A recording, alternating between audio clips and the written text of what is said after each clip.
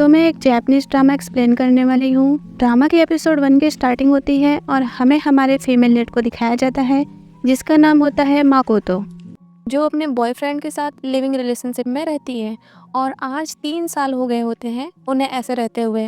वो अपने बॉयफ्रेंड के लिए उसका मन पसंदीदा ब्रेकफास्ट बना रही होती है और उसके लिए लंच वगैरह भी पैक कर रही होती है। तभी उसका बॉयफ्रेंड आता है और बिना ये सब पे ध्यान दिए बोलने लगता है, तुमने मुझे उठाया क्यों नहीं। इसके बॉयफ्रेंड का नाम होता है यूतो। तो माकोतो सॉरी बोलती है और उसको मिल्क वगैरह देती है पीने को। तभी यूतो का ध्यान ब्रेकफास्ट पे जाता है। वो बोलता है, आज फिर से तुमने यही बनाया है। माकोतो बोलती है, हाँ तुमने बताया था ना तुम्हें ये बहुत पसंद है, तो इसलिए मैं आज बना दी। यूतो गुस्से में बोलता है, नहीं अब नहीं पसंद और मेरे लिए दूसरा कुछ बना दो। तो माकोतो थोड़ा झिझकते हुए बोलती है, अरे मुझे भी तो ऑफिस जाना है। बट यूतो गुस्से में उसको देखने लगता है। तो माकोतो डरते हुए बोलती है, ठीक है मैं बना ले रही, लंच में तुम्हें दे दूंगी। यूतो फिर हंसकर बोलता है, अच्छा ठीक है मैं जा रहा हूँ, मुझे लेट हो रहा है। माकोतो उससे कुछ बोलना चाहती है कि अरे आज हमारा कुछ है, बट यूतो उतना ध्यान नहीं देता है और वो चला जाता है ऑफिस के लिए।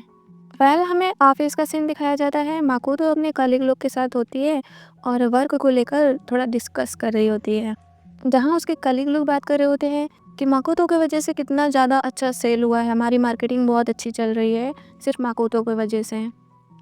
वो लोग ऐसे बात कर ही रहे होते हैं, तभी वहाँ हमारे मेन लीड का एंट्री होता है जिसका नाम होता है रैन, और ये यहाँ का बॉस है। और अपने बॉस को देख सारे लोग नर्वस हो रहे होते हैं सिर्फ माकोतो को छोड़कर। रैन बोलता है, जो तुम लोग यहाँ बात कर रहे हो ना, इससे अच्छा अपने नेक्स्ट प्रेजेंटेशन पे ध्यान दो ताकि वो अच्छे से हो। तो वो लोग डरते हुए बोलते हैं, हाँ हाँ बॉस मैं ठीक है जा रहा हूँ। ऐसे बोलकर वो लोग चले जाते हैं वहाँ से। ये जो बॉस रैन है ना, ये बाकी लोग के साथ तो रूडली बिहेव करता है, बट हमारी माकोतो के साथ बहुत अच्छे से बिहेव करता है, क्योंकि माकोतो वैसा वर्क भी करती है, बहुत अच्छे से ध्यान से अपना काम करती है जो भी वो देता है करने के लिए। तो रेन माकोतो को अपने पास बुलाता है और नेक्स्ट प्रेजेंटेशन के लिए उसे बताने लगता है और बताते बताते थोड़ा उसके क्लोज हो जाता है। माकोतो नर्वस सी हो जाती है और बोलती है, हाँ हाँ ठीक है मैं अपना बेस्ट करूंगी सर। ऐसा बोल वो अपने सीट पे जाकर बैठ जाती है। फिर माकोतो के पास वही उसके कलीग आते हैं जिसको अभी रेन ने डांट कर भगाया होता है। वो लोग फिर आते हैं और बोलने लगते हैं, अरे तुम्हें फिर से कोई नया प्रेजेंटेशन मिल गया। माकोतो बोलती है, हाँ। माकोतो बोलती है, सर भी इसी समय अभी बिजी है थोड़ा। बट वो लोग बोलने लगते हैं, अरे तुम्हें पता है मैंने सुना है हमारे सर कोई याकुजा गैंग के बॉस है। याकुजा मीन्स माफिया या गैंगस्टर समझ लो, तो वहीं के ये बॉस है। ये लोग ऐसा माकोतो को बता रहे हैं। ऐसा सुन माकोतो थोड़ी शौक होकर अपने सर की तरफ देखने लगती है। तो वो लोग बोलते हैं कि अभी हमारा कंपनी मार्केटिंग सेल में बहुत अच्छा चल रहा है, नंबर 1 चल रहा है, सिर्फ इनके काम करने के तरीके की वजह से, क्योंकि ये बहुत ज़्यादा ही अपने एम्प्लॉय लोग पे प्रेशर डालकर उनसे अच्छे से काम करवाते हैं। और मैंने सुना है कि जो अच्छे से काम नहीं करता है उनको ये माफिया जैसा मतलब मारते हैं या फिर डांटते हैं। तो लोग इनसे बहुत ज़्यादा डर कर रहते हैं। माकोतो देखती है और सोचने लगती है, बट मेरे साथ तो ऐसा नहीं रहते हैं। तो वो बोलती है, नहीं मुझे ऐसा नहीं लगता कि हमारे सर ऐसे हैं। बट अपने बॉस के बारे में ये सब सुन माकोतो थोड़ा उनकी तरफ अट्रैक्ट हो रही होती है और बोलती है, मुझे नहीं लगता कि सर हमारे वैसे हैं जैसे तुम लोग बोल रहे हो। तभी वहाँ माकोतो का बॉयफ्रेंड आता है और उसके साथ एक लड़की होती है जो अभी नई नई ऑफिस में ज्वाइन की होती है और इसका नाम होता है एना। यूँ तो माकोतो से बोलता है, ये लो मेरा थोड़ा कुछ फाइल बाकी रह गया है, इसको शाम तक कर दो, मुझे सबमिट करना है और मैं थोड़ा एना को ऑफिस दिखा दूँ, क्योंकि मेरे पे ये जिम्मेदारी है कि मैं एना को ऑफिस वगैरह दिखा दूँ और उसको गाइड कर दूँ, क्योंकि ये अभी नई नई एम्प्लॉय है ना। माकोतो को थोड़ा बुरा लगता है कि देखो ये अपना काम मुझे देकर और दूसरी लड़की के साथ जा रहा है उसको गाइड करने। एना माकोतो से बोलती है कि मेरी वजह से आपको प्रॉब्लम हो रहा है ना, उसके लिए सॉरी। माकोतो बोलती है, नहीं नहीं कोई बात नहीं। माकोतो तभी अपने बॉयफ्रेंड से बोलने जाती है कि लंच दूँ, तो वो इशारे से गुस्से में मना कर देता है कि नहीं नहीं मत दो, क्योंकि वो एना को दिखाना नहीं चाहता है कि ये दोनों रिलेशनशिप में है, या फिर वहाँ किसी को भी ये दिखाना नहीं चाहता कि हम दोनों रिलेशनशिप में हैं। वो दोनों फिर वहाँ से चले जाते हैं और रैन जो बॉस है वो माकोतो की तरफ देखने लगता है और सोचने लगता है कि ये कितनी अच्छी है, अपना तो काम करती ही है दूसरों का भी करती है। ऑफिस के बाद सारे वर्कर ड्रिंक और डिनर कर रहे होते हैं। वहाँ पर बॉस रैन भी होता है और हमें यूतो और एना को दिखाया जाता है जो बिल्कुल क्लोज होते हैं और सेल्फी ले रहे होते हैं।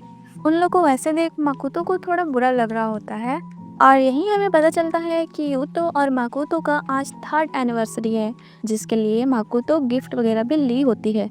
बट यूतो तो अपने में ही बिजी रहता है और ना माकोतो के पास आता है कि माकोतो उसको गिफ्ट दे पाए। और सुबह भी जो माकोतो यूतो को रोक रही होती है, इसी वजह से रोक रही होती है ताकि वो गिफ्ट वगैरह दे पाए। ये सब देखकर माकोतो को बहुत बुरा लग रहा होता है, तो वो वॉशरूम चली जाती है और वॉशरूम से आती है तो उससे कुछ आवाज़ सुनाई देता है, तो वो उस आवाज़ के पास जाने लगती है। जब वो उस आवाज़ के पास जाती है तो ये देख बिल्कुल शॉक हो जाती है कि उसका बॉयफ्रेंड यूतो और ऐना दोनों किस कर रहे हैं। ये देखकर माकोतो का हालत ख़राब हो जाता है और रोते हुए वहाँ से जाने लगती है बिना कुछ बोले, और उससे जाते हुए ऐना देख लेती है। जैसे ही वो अंदर एंट्री करती है, पीछे से उसका बॉयफ्रेंड आता है यूतो।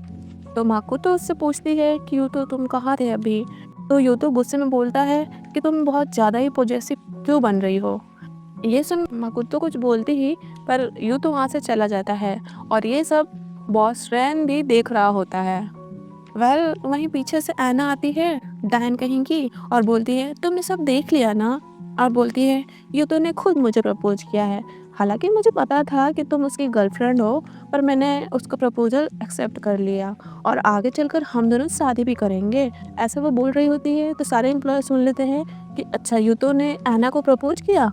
ये सब सुन माकोतो बहुत ज़्यादा ही इमोशनल हो जाती है और रोने जैसा शक्ल बनाकर वहाँ से उठकर चली जाती है, क्योंकि उससे कंट्रोल नहीं होता अभी और भी देखना या सुनना।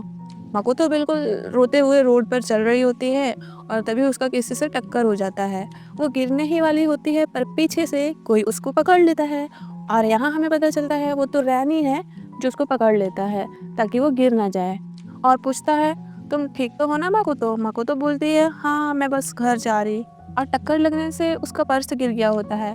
तो पर्स उठाने के लिए बैठती है तो पर्स का सारा सामान भी गिर गया होता है और वो गिफ्ट भी जो यूतो के लिए ली होती है। गिफ्ट देखकर माकोतो वहीं बैठकर रोने लगती है।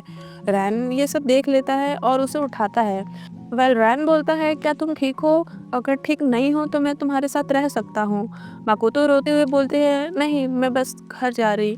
बट रैन उसका आंसू पोंछते हुए समझ जाता है कि अभी ये बहुत ज़्यादा दुखी है, तो उसको ड्रिंक करने के लिए ले जाता है अपने साथ। ड्रिंक करते करते माकोतो बहुत ज़्यादा ड्रंक हो जाती है और बोलने लगती है अभी मुझे समझ नहीं आ रहा कि मैं अपने बॉस से क्या बात करूं, बट आप मेरे साथ हैं अभी इस सिचुएशन में, उसके लिए थैंक यू सो मच। रैन बोलता है अगर तुम्हें और कभी भी किसी की कंपनी की ज़रूरत पड़े ना तो तुम मुझे बोलना, मैं हमेशा तुम्हारे साथ रहूँगा जब तक तुम सेटिस्फाइड नहीं हो जाती। ये सुन माकोतो बिल्कुल ध्यान से रैन को देखती रह जाती है।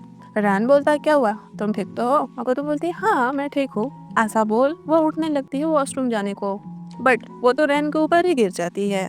फिर वहीं से सीन कट हो जाता है और हमें नेक्स्ट मॉर्निंग का दिखाया जाता है। माकोतो उठती है और देखती है कि अरे मेरा कपड़ा कहाँ गया और ये मैं किसका पहनी हूँ, मेरा ड्रेस किसने चेंज किया, और वो रूम वगैरह देखने लगती कि अरे मैं कहाँ हूँ अभी। तभी वहाँ रैन आता है और हमें पता चलता है माकोतो रैन के घर है, और रैन को देख माकोतो तो और शौक हो जाती है कि अरे मैं यहाँ कब आई, क्योंकि इसको लगता है कि कल रात को कहीं हम दोनों में कुछ हुआ तो नहीं, मैंने नशे के हालत में कुछ गलत तो नहीं किया। माकोतो ये सब सोच बहुत ज़्यादा ही परेशान हो रही होती है और रैन से बस माफ़ी मांग रही होती है कि बॉस मुझे माफ़ कर दीजिए, मैंने जो भी किया उसके लिए मुझे माफ़ कर दीजिए। बार बार माफ़ी ही मांग रही होती है। रैन बोलता है कोई बात नहीं, अब तुम उठ गई ना तो चलो लिविंग रूम में चलो हम लोग नाश्ता करते हैं। बट माकोतो तो पागल होकर माफ़ी ही मांग रही होती है। तो रैन वहाँ से चला जाता है, बोलता है कोई बात नहीं आओ मैं चल रहा हूँ तुम आओ। देन माकोतो उठती है और अपना फ़ोन चेक करती है तो उसके बॉयफ्रेंड का मैसेज आया होता है कि तुम कहाँ हो रात से, मैंने तुम्हें कितना मैसेज किया तुम देख क्यों नहीं रही हो, ये वो फलान ढिमकान बहुत बोला होता है उसमें, और कॉल कर रहा होता है। तो कॉल माकोतो उठाती है तो वो डांटने लगता है माकोतो को कि तुम कहाँ थी, तो मेरा कॉल क्यों नहीं उठा रही, तो मेरा मैसेज क्यों नहीं देख रही थी।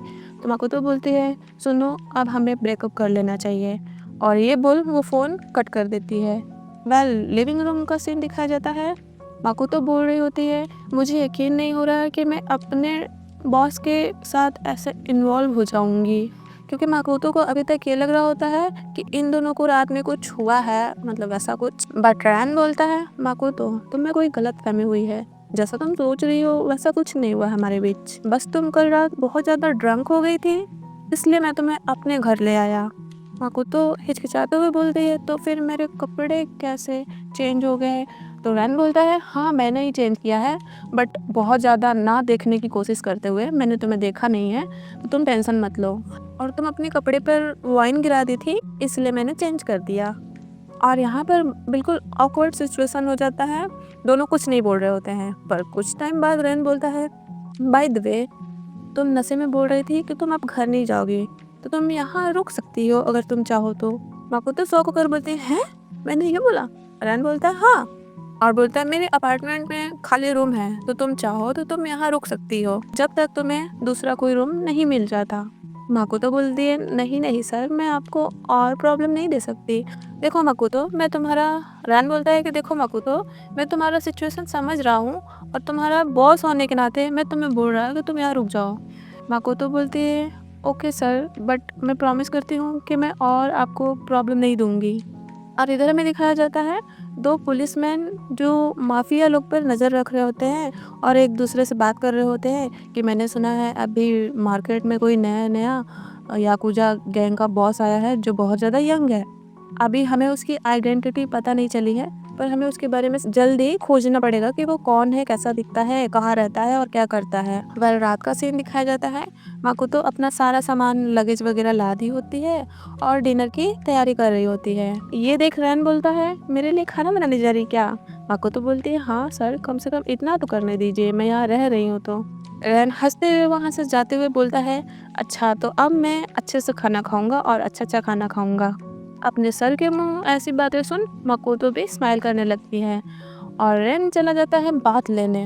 और बात लेते हुए हमें रेन की बॉडी दिखाई जाती है जिसके बैक पर बहुत ही खतरनाक सा टैटू बना होता है। और यहाँ हमें थोड़ा थोड़ा पता चलता है कि वो यंग माफिया रैन ही है जिसके बारे में भी पुलिस लोग बात कर रहे हैं। और ये एपिसोड यहीं ख़त्म हो जाता है। तो एपिसोड 2 की स्टार्टिंग होती है और हमें मॉर्निंग का सीन दिखाया जाता है। माकोतो ब्रेकफास्ट बना रही होती है और सोच रही होती है किसी के साथ रहना और खाना बनाना उसके लिए ये दोनों ही काम सेम है, बट जिसके साथ रह रहे हो उसका पर्सनैलिटी माइंड सेट डिफरेंट हो सकता है और हमें ये टाइम पर पहचान लेना चाहिए। माकोतो यहाँ ये सोच रही होती है कि लाइफ तो हम किसी के साथ भी बिता सकते हैं वही काम करते हुए, बट वैसे इंसान के साथ बिताना चाहिए जो उस चीज़ का वैल्यू करे। ये सब सोच ही रही होती है, रैन भी रेडी होकर आ जाता है और दोनों लोग ब्रेकफास्ट करने बैठ जाते हैं। और जैसे ही रैन एक निवाला अपने मुंह में डालता है उसको इतना अच्छा लगने लगता है कि वो जल्दी जल्दी सारा खाने लगता है। तो माकोतो उसको शौक होकर देख रही होती है कि कैसा लगा कैसा नहीं। तो रैन बोलता है, खाना बहुत ही ज़्यादा अच्छा बना है, और बोलती है, आपको पसंद आया? तो मैंने लंच भी आपके लिए रेडी कर दिया है, ये देख। रैन भी उसको थैंक यू बोलता है, बट माकोतो थोड़ी नर्वस हो रही होती है। तो रैन बोलता है, क्या हुआ, मैंने तुम्हें डराया क्या? माकोतो बोलती है, नहीं नहीं सर, ऐसा नहीं है। रैन बोलता है, शायद सच में मैं बहुत ज़्यादा स्ट्रिक्ट बॉस हूँ जो बाकी लोग मुझे समझते हैं, इसलिए सारे लोग ऑफिस में इतना डरते हैं मुझसे। माकोतो हंसने लगती है। तो रैन बोलता है, बट माकोतो तुम उन लोग से थोड़ी अलग हो, तुम्हारा एटीट्यूड एंड पर्सनालिटी थोड़ा अलग है जो मुझे बहुत ज़्यादा पसंद है। ये सुन माकोतो तो हैप्पी हो जाती है और दोनों नाश्ता कर ऑफिस के लिए रेडी होने लगते हैं। माकोतो जल्दी से रेडी हो जाती है। तो रैन बोलता है, ठीक है, ध्यान से जाना, ये दोनों साथ इसलिए नहीं जा रहे, बाकी जो ऑफिस के लोग हैं अगर वो देख लेंगे इन दोनों को साथ में तो गलत सोचेंगे, इसलिए ये दोनों साथ में नहीं जा रहे हैं। ऑफिस का सीन दिखाया जाता है। माकोतो के पास ऐना आती है और पूछती है, तुम ठीक तो हो? आफ्टर ऑफिस गैदरिंग के बाद तुम अचानक से चली गई थी ना? और बाकी के कलीग लोग भी आकर बोलते हैं, हाँ तुम अचानक से चली गई थी और जैसे ही तुम गई रैन सर भी तुम्हारे पीछे गए। तो एक कलीग बोलता है, देखो अभी भी तुम्हें ही देख रहे होते हैं। ये देख रैन समझ रहा होता है कि माकोतो को ये लोग टीज कर रहे हैं, इसलिए वो अपने पास एक कलीग को बुलाता है और उसको कोई दूसरा काम करने के लिए दे देता है। तभी वहाँ यूतो आता है और माकोतो को अपने साथ चलने को बोलता है। वो दोनों एक रूम में जाते हैं, मतलब ऑफिस का रूम, और माकोतो से पूछता है, क्या तुम सच में ब्रेकअप करना चाहती हो? माकोतो बोलती है, हाँ। यहीं से सीन हमें माकोतो के टीनेज टाइम का दिखाया जाता है, जहाँ हमें पता चलता है माकोतो की मॉम जो थी वो ड्रग्स एडिक्ट थी, तो उसके वजह से वो बहुत ज़्यादा उल्टा फुल्टा काम उस टाइम करती थी। यूतो को ये सब पता है, तो इसीलिए वो उसको ब्लैकमेल कर रहा होता है कि तुम वो सब भूल गई क्या? अब मैं हूँ जो तुम्हारे साथ हूँ, वरना ऐसी औरत की लड़की के साथ कोई लड़का अपना फ्यूचर नहीं देख सकता। ऐसे वैसे बोल वो माकोतो को ब्लैकमेल करने लगता है और थोड़ा प्यार दिखाने लगता है, मतलब इमोशनल ब्लैकमेल करने लगता है। क्योंकि इसको भी पता है माकोतो जैसे ध्यान देने वाली लड़की आज के टाइम में नहीं मिलेगी, तो इसलिए वो उसे छोड़ना नहीं चाहता है, बट उसके साथ गलत करना चाहता है। देखो गधा का सोच। ये सब यूतो का बात सुन माकोतो थोड़ी इमोशनल हो जाती है। देन हमें रात का सीन दिखाया जाता है, जहाँ माकोतो अपने लैपटॉप में रूम देख रही होती है, ऑनलाइन रूम देख रही होती है, ताकि मैं यहाँ से शिफ्ट होकर अपना अकेले रूम लेकर रहूँ। और वहीं रैन आता है और कॉफ़ी बनाने लगता है। तो माकोतो बोलती है, सर दीजिए मैं बना दूँ। रैन बोलता है, नहीं तुम बैठो मैं बना दूंगा, मुझे तुम्हारा टेस्ट पता है। और रैन माकोतो को कॉफ़ी बनाकर देता है, जिससे माकोतो को बहुत ज़्यादा अच्छा फील होता है और वो रैन को देख रही होती है स्माइल कर कर। रैन उसके पास बैठकर बोलता है, तुम्हें कोई जल्दी नहीं है दूसरा घर देखने का। बट माकोतो के माइंड में तो वही यूतो का बोला हुआ बात याद आ रहा होता है कि उसने मुझे कैसे कैसे बोला है, तो मुझे कहीं और रहना चाहिए। और ऐसा बोल रैन वहाँ से चला जाता है। कुछ टाइम बाद हमें दिखाया जाता है रैन माकोतो को कैरी कर कर ले जा रहा होता है, क्योंकि माकोतो वहीं पर सो गई होती है। तो रैन उसको कैरी कर कर उसके रूम में ले जा रहा होता है और माकोतो अचानक से उठती है और बोलती है, अरे ये क्या कर रहे हैं। रैन बोलता है, ज़्यादा मूव मत करो वरना गिर जाओगी। माकोतो बोलती है, सर मैं बहुत हैवी हूँ तो प्लीज़ मुझे उतार दीजिए।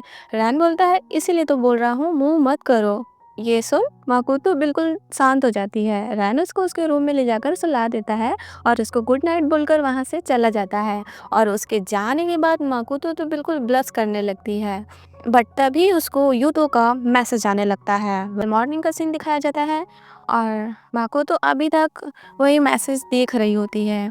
और वहाँ रैन आता है, मॉर्निंग बोलता है माकोतो को, माकोतो भी उससे बोलती है। और माकोतो रैन से यही यूतो का मैसेज बताना चाह रही होती है, बट रैन बोलने लगता है कि तुम क्या गेस्ट रूम में शिफ्ट हो सकती हो एक दिन के लिए, क्योंकि संडे को मेरे दोस्त आ रहे हैं यहाँ पे, तो क्या तुम गेस्ट रूम में शिफ्ट हो सकती हो एक दिन के लिए। माकोतो बोलती है, हाँ क्यों नहीं सर। इधर वही पुलिसमैन को दिखाया जाता है, जो अभी तक परेशान होता है कि ये यंग माफिया बॉस कौन है।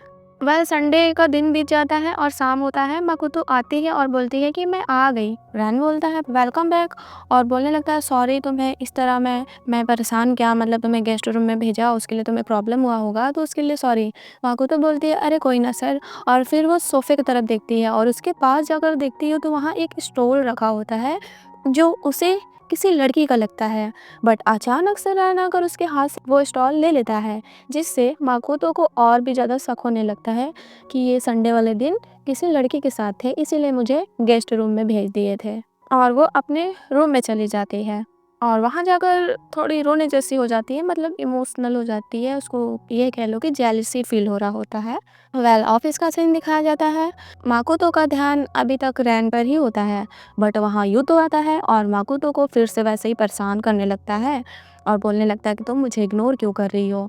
बट वहाँ एक कलीग आकर उससे पूछने लगता है, क्या हुआ यूतो। बट यूतो तो उल्टा उस कलीग पर ही गुस्सा करने लगता है और माकोतो पर भी।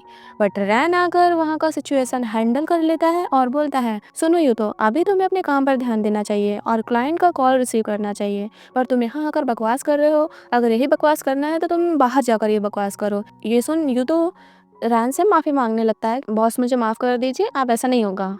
रैन फिर माकोतो को साइड में ले जाकर बोलता है कि बात इतना बिगड़ गया है, तुमने मुझे पहले ही कंसल्ट क्यों नहीं किया। माकोतो बोलने लगती है, सर मैं अपने पर्सनल मैटर को प्रोफेशनल वर्क से कनेक्ट नहीं करना चाहती। और बोलती है, आप फिक्र मत करिए, अब मैं आपको और प्रॉब्लम नहीं दूंगी। दरअसल माकोतो को वही स्टॉल देखकर बुरा लगा होता है, तो वो अभी तक थोड़ा गुस्सा होती है रैन से। ऑफिस के बाद माकोतो रोड पर होती है तो वहीं यूतो आता है और उससे सॉरी बोलने लगता है कि मैंने ऑफिस में जो किया उसके लिए मुझे माफ़ कर दो और अब मैं ऐसा नहीं करूँगा। इन दोनों को ऐसे साथ में रैन भी दूर से देख लेता है कि दोनों बात कर रहे हैं। तभी माकोतो का मैसेज आता है रैन के फ़ोन पर कि मैं यूतो से थोड़ा बात करने जा रही, क्योंकि माकोतो को भी लगता है कि यूतो कुछ ना कुछ गड़बड़ तो करेगा ही, इसलिए वो रैन को पहले ही बता देती है कि मैं यूतो के साथ हूँ। माकोतो का मैसेज देखकर रैन किसी को कॉल करने लगता है। इधर माकोतो और यूतो को दिखाया जाता है। यूतो उससे बोल रहा होता है कि तुम जो हुआ उसको भूल क्यों नहीं जाती, मैं तुमसे इतना माफ़ी मांग रहा हूँ फिर भी तुम मुझे माफ़ नहीं कर रही। हम दोनों पहले जैसा साथ में रह सकते हैं। मैं ऐना को छोड़ दिया हूँ, मैं ऐना से बात नहीं करूँगा, अब मैं सिर्फ तुम्हारे पर ध्यान दूंगा। बट माकोतो बोलती है, यूतो अब मैं तुम्हारे साथ नहीं रहना चाहती और अब मैं तुम्हारे साथ ना रहूँगी कभी, तो तुम मुझे इस तरह परेशान करना बंद करो और मुझसे माफ़ी भी मांगना बंद करो।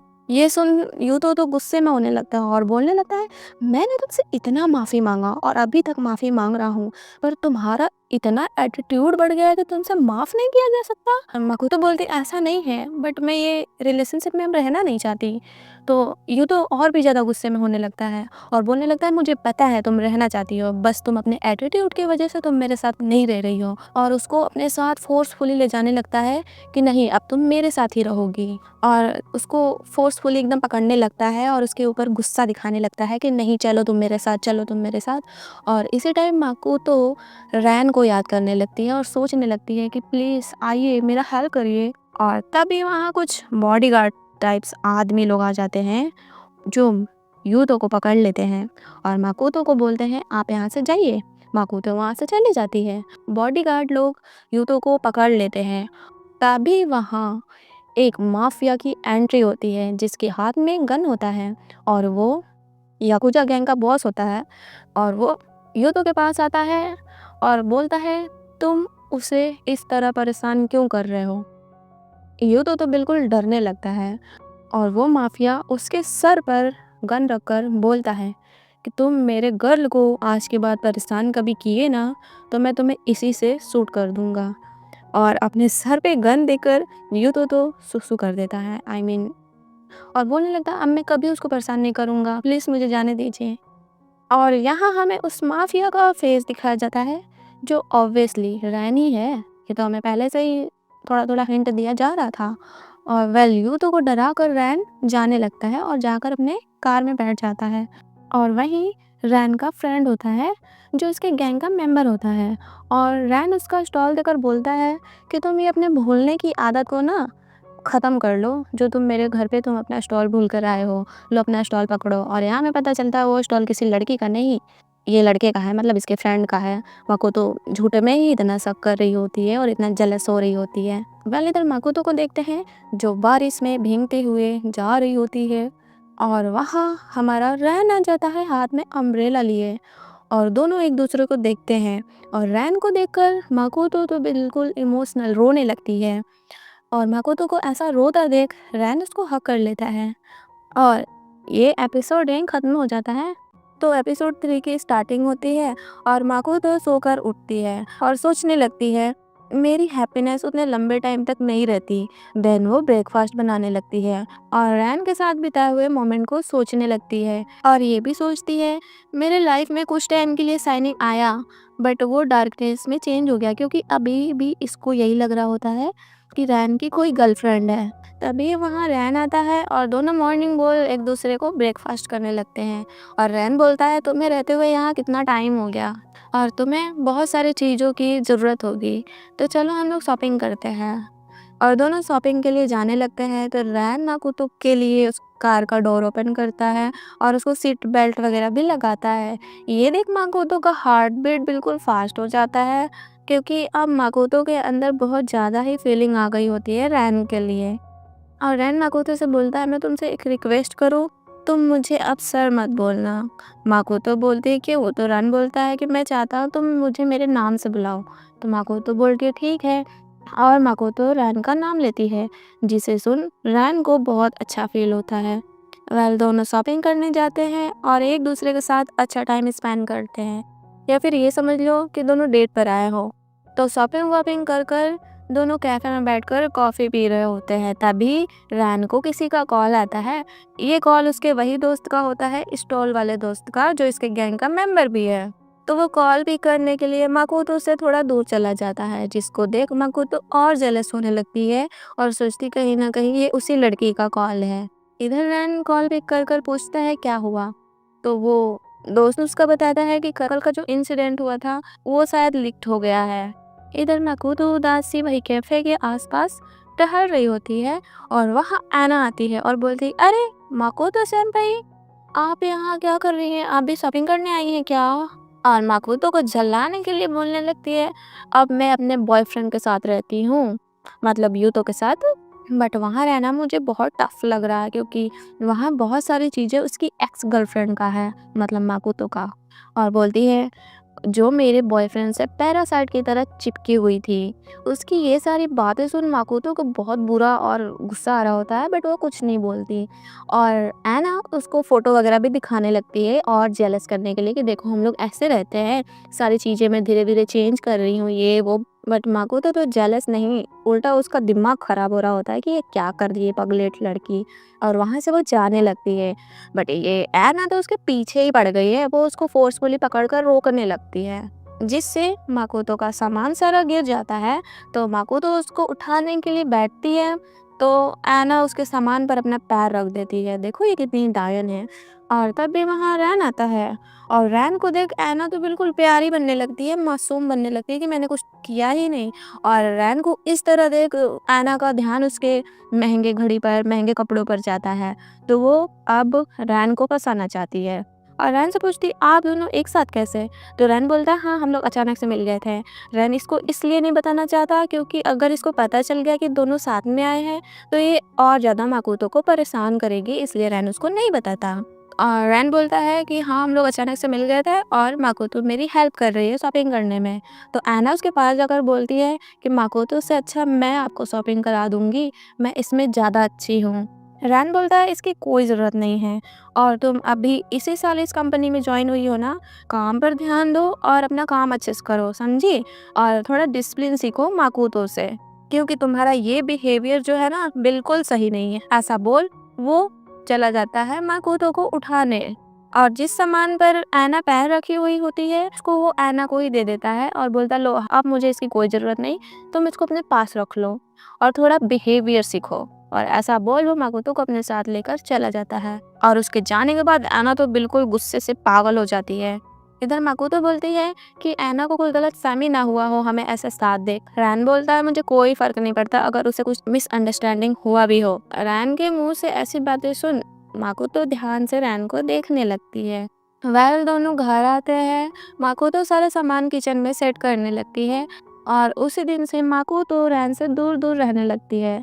वो ब्रेकफास्ट करने भी नहीं आती, अपना जल्दी से सारा कुछ बनाकर ऑफिस चली जाती है, और डिनर में भी वो साथ में रहती है, जल्दी से खाकर सो जाती है।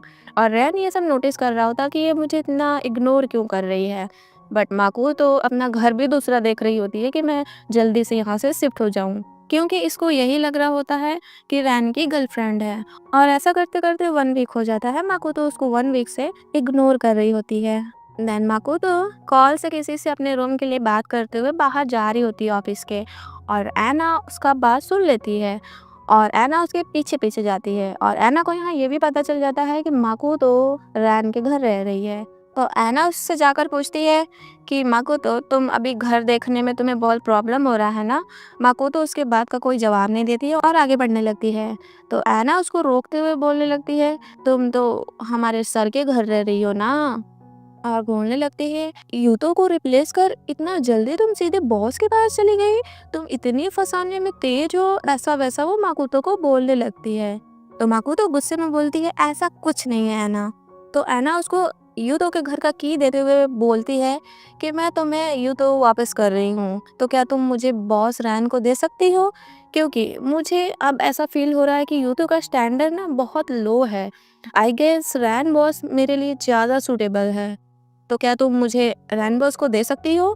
ये सुन माकोतो तो बिल्कुल गुस्से में हो जाती है, और उसका की उसको वापस करते हुए बोलती है तुम और मैं डिसाइड नहीं कर सकते कि रैन बॉस किसके लिए सूटेबल है। दोनों ऐसे बात कर ही रही होती हैं तो रैन भी पीछे से आ जाता है, और ऐना डायन रैन को देखते ही अपना बिहेवियर ही चेंज कर लेती है, सीधे प्यारी मासूम बनने लगती है जैसे उस टाइम बन रही थी, क्योंकि इसको फंसाना है ना रैन को, इसलिए ये अपना नौटंकीबाजी उसके सामने करने लगती है। और उसके पास जाकर बोलती है सर मैं आपको एक बात बताना चाहती हूँ, मैं आपको बहुत पसंद करती हूँ, और ये चीज़ माकोतो सेंपाई को भी लग रहा है कि हम दोनों एक दूसरे के लिए बहुत अच्छे हैं, हमारी जोड़ी बहुत अच्छी होगी। रैन बिल्कुल रूडली बोलता है सुनो मैं तुम्हारे पास नहीं आया, मैं माकोतो के पास आया हूँ और मैं उससे बात करने आया हूँ, तो तुम ये अपना बकवास अपने पास रखो। और माकोतो के पास जाता है और बोलता है क्योंकि मेरे लाइफ में अगर कोई इम्पोर्टेंट पर्सन है ना तो वो माकोतो है,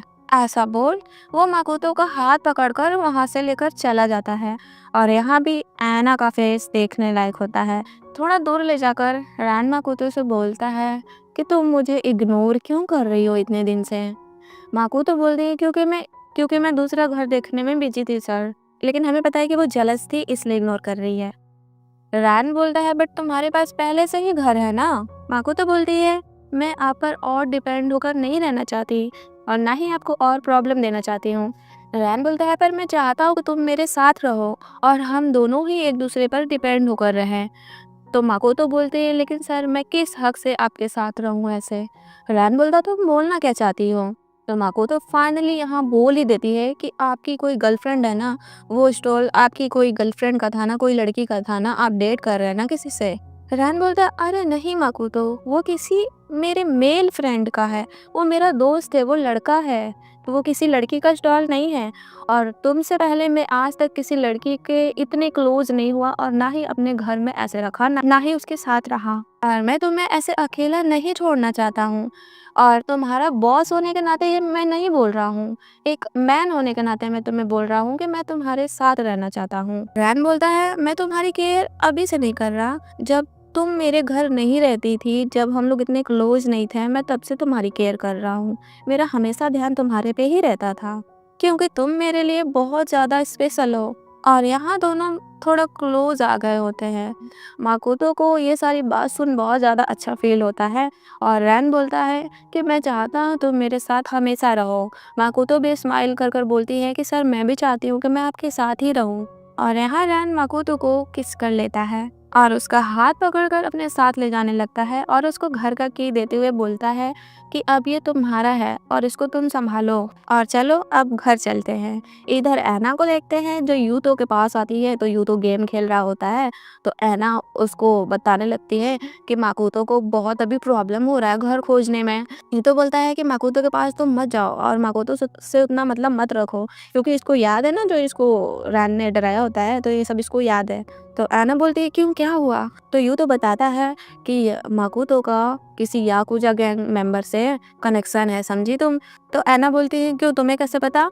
तो यूं तो उसको सारा कुछ बात बताता है जो उसके साथ हुआ, बट ये नहीं बताता कि मैं सुसु किया, ये नहीं बताता है। ऐना बोलती है मुझे वो लोकेशन दिखाओ कि कहाँ पर ये सब हुआ था। तो यूं तो उसको वो लोकेशन दिखाता है और ऐना की गदी वहीं पहुंच जाती है और देखने लगती है, वेट करने लगती है कि मैं भी देखो कौन याकुजा यहाँ आया था। और वेट करते करते वो देखती है तो वहाँ रैन की एंट्री होती है अपने सारे गैंग लोग के साथ। और ये देख ऐना तो बिल्कुल शॉक और वो फोटो वगैरह लेने लगती है, बट ऐना को यहाँ रैन का दोस्त देख लेता है और ये एपिसोड यहीं ख़त्म हो जाता है। रैन अंदर जाकर अपने गैंग लोग के साथ बात करता है और ये एपिसोड यहीं ख़त्म हो जाता है। Thank you for watching. Bye bye.